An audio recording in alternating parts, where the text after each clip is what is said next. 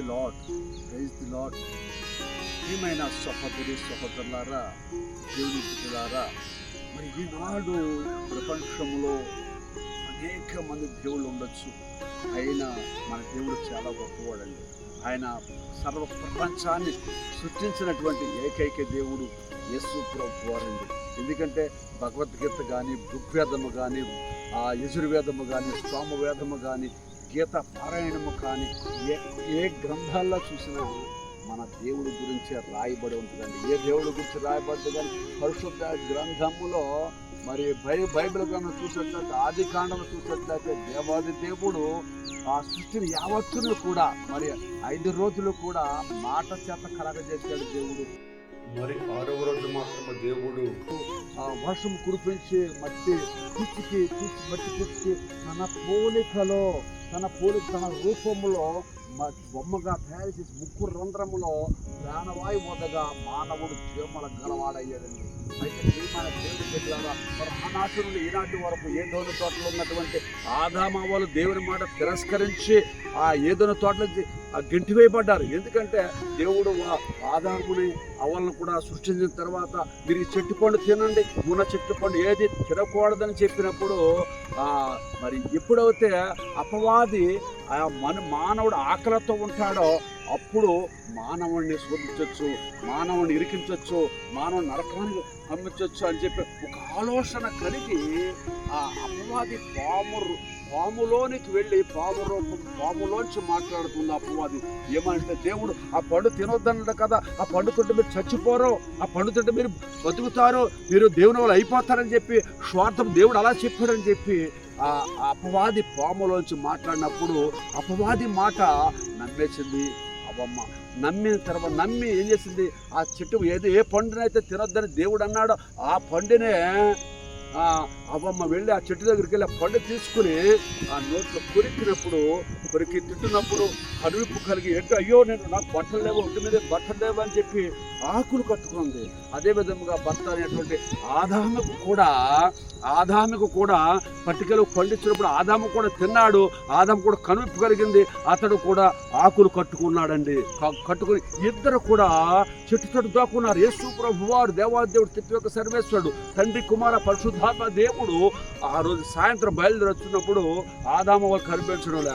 ఆదాము అవ్వ ఎక్కడున్నారని అడిగినప్పుడు ఆదాము అంటున్నాడు, నేను చెట్టు దాక్కున్నాను. ఎందుకు దాక్కున్నా, ఏంటి ఎవరు నిన్ను మోసం చేశారు, ఎందుకు ఇలాగైందని అన్నప్పుడు దేవుని దగ్గర అబద్ధం ఆడుతున్నాడు ఆదాము. నేను తప్పు చేయలేదు, నా భార్య నాకు పండట్టుకొచ్చి ఇచ్చింది అని ఆదాము అవమ్మ చెప్పాడు. అవమ్మ నువ్వు ఎందుకు తప్పు చేసావు, ఎందుకు పాపం చేసావు, ఎందుకు మరణాన్ని తెచ్చుకున్నావు అని అవ్వమ్మని అడిగినప్పుడు అవ్వమంటుంది, నేను తినాలనుకోలేదండి, అపవాది తినమని ప్రోత్సహించింది, అందుకు తిన్నానని చెప్పి అవ్వమ్మ అన్నప్పుడు అప్పుడు దేవుడు ఇద్దరిని కూడా ఏదోమో తోటలో గెంటేసినట్లుగా మనం చూస్తున్నాం లేఖనాలు. అయితే ప్రియమైన సహోదరి సహోదరులారా, దేవుని బిడ్డలారా, ఈ యొక్క ప్రత్యేకమైన సమయంలో నువ్వు రక్షింపబడాలంటే ఏం చేయాలి, ఏ విధంగా జీవించాలంటే మరి పరిశుద్ధ గ్రంథంలో అపోస్తలుడైన పౌలు రోమీయులకు రాసిన లేఖ మరి 10వ అధ్యాయము 13వ వచనం చూసినట్లయితే, ఎందుకనగా ప్రభు నామమును బట్టి ప్రార్థించు వాడెవడో వాడు రక్షింపబడును అని లేఖనం తెలియజేస్తుంది. అంటే ప్రభు నామమును బట్టి నువ్వు రక్షింపబడాలంటే, నువ్వు నరకానికి వెళ్ళకూడదంటే, నువ్వు పరలోకానికి వెళ్ళాలంటే నీవు దేవుని విశ్వాసము కలిగి నువ్వు జీవిస్తేనే తప్ప పరలోక రాజ్యం వెళ్ళడానికి నీ హక్కు లేదు. అందుకనే తండ్రి కుమార పరిశుద్ధాత్మ నామములో ఆనాడు బాప్తిస్మ యోహాను గారు యోర్దాను నదిలో మరి బాప్తిస్మ ఇస్తున్నారు. మీ పాప క్షమాపణ నిమిత్తము మీరందరూ కూడా పాపం ఒప్పుకొని నా దగ్గరకు వచ్చి బాప్తిస్మ పొందుకోండి, మీరు రక్షణ పొందుకోండి, మీరు పరలోక రాజ్యానికి వారసులు అవుతారని చెప్పి బాప్తిస్మ యోహాను గారు అంటున్నాడండి. ప్రియమైన దేవుని బిడ్డలారా, మరి అదేవిధంగా ఎవరైతే పాపలు ఒప్పుకొని యోర్దాను నదిలో యోహాను గారి ద్వారా బాప్తిస్మ పొందుకున్నారో వాళ్ళ దేవుని విశ్వాసం కలిగి జీవిస్తున్నారు, ఆ విశ్వాసంలో జీవిస్తున్నారు, వారి జీవితాలకు మార్పు కలిగింది. కానాపల్లి వివాహంలో యేసు ప్రభువు నీటిని ద్రాక్షరసముగా మార్చినటువంటి దేవాదేవుడు నీ జీవితాన్ని మార్చేస్తాడు. Life changing of the God. ఒక్క దేవుడు నీ జీవితాన్ని మార్చగలిగే ఏకైక దేవుడు యేసు ప్రభువు వారు. ఆయన తప్ప నేను రక్షించేవాడు ఈ లోకంలో ఎవరు లేరండి. ప్రియమైన సహోదరి సహోదరుడు, ఇప్పటికైనా పర్వాలేదు, నీ విశ్వాసం కలిగి నమ్మకం కలిగి హృదయ పర్వతం చెంది నీ పాపం ఒప్పుకొని నువ్వు తండ్రి కుమార పరిశుద్ధాత్మ నామంలో పొందుకున్నట్లయితే నీవు కూడా పరలోక రాజ్యానికి వారసుడవుతావు. కాబట్టి ప్రియమైన సహోదరి సహోదరుడు, ఈ వాక్యాన్ని వింటున్నటువంటి నీవు నీ జీవితాన్ని మార్చుకొని నీ కుటుంబ జీవితాన్ని మార్చి మీ బిడ్డల జీవితాన్ని మార్చగలిగే శక్తి నీకుంది. కాబట్టి వ్యక్తిగత ప్రార్థన చేసుకోవడం అలవర్చుకోవాలి. అదే కుటుంబ ప్రార్థన చేసుకోవడానికి అలవర్చుకోవాలి.